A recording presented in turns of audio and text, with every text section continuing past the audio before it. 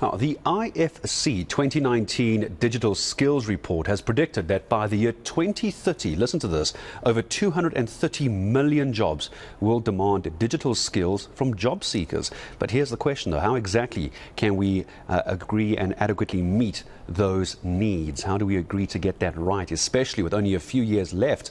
Well, let's get the thoughts of Shaun Fuchs, who is the founder of Centennial Schools. Hello to you, Shaun. I appreciate your time this morning. 2030 is not very far away. We've just been hearing reports how grade 4 learners are not even able to read efficiently in their own home language. So where do we try and bring digital into this, especially in South Africa? Good morning. Morning, Gareth. Yeah, it's actually a human rights tragedy, that comment that you've just made. And education probably solves so many things. I think the critical part of why I founded Centennial Schools was, even though we have this dichotomy in education where we have so many students who their literacy skills are so low, you can't stop. You have to continue. So if you take, for example, in the workplace, the simple question is, when did you last take a piece of paper, punch it, and file it into a lever arch file? Probably a very long time ago. Yet in most schools, that's still what's happening.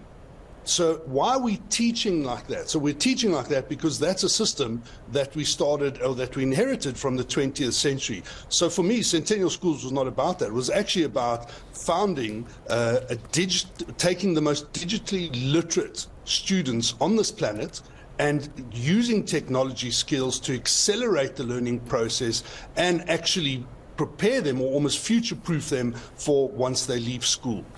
We have to talk about the fourth industrial revolution as well, don't we, Shaun? I mean, this is where we're told we're going as a country. We're trying to catch up to other first world countries where this is probably, day-to-day stuff for them, this digital literacy, digital education. But where do we begin to do this? As you and I sit here talking right now, how prepared are we as a country? Not just the fancy private schools that cost a small fortune.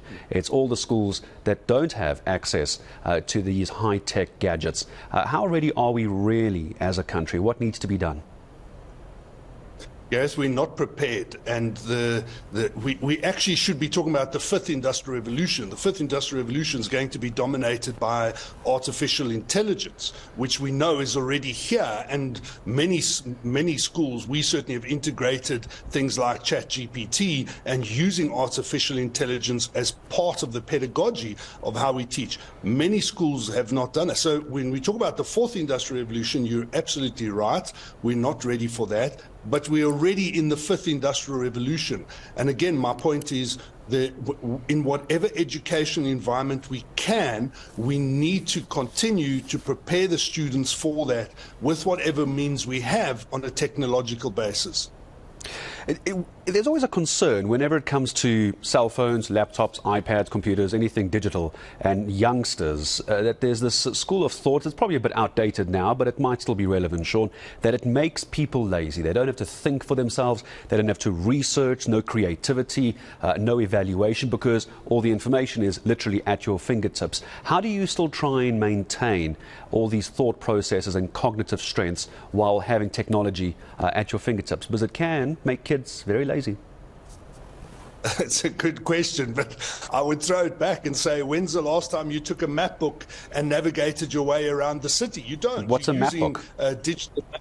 Exactly. So we're going to use that technology because it's so integrated into our daily lives. The critical part is we need to provide skills that are going to enhance creativity, analytics. How do I analyze all the data that I've got? So there are so many skills that will go with this, with technology, in order to enhance. But it's there. We're never going to get rid of it.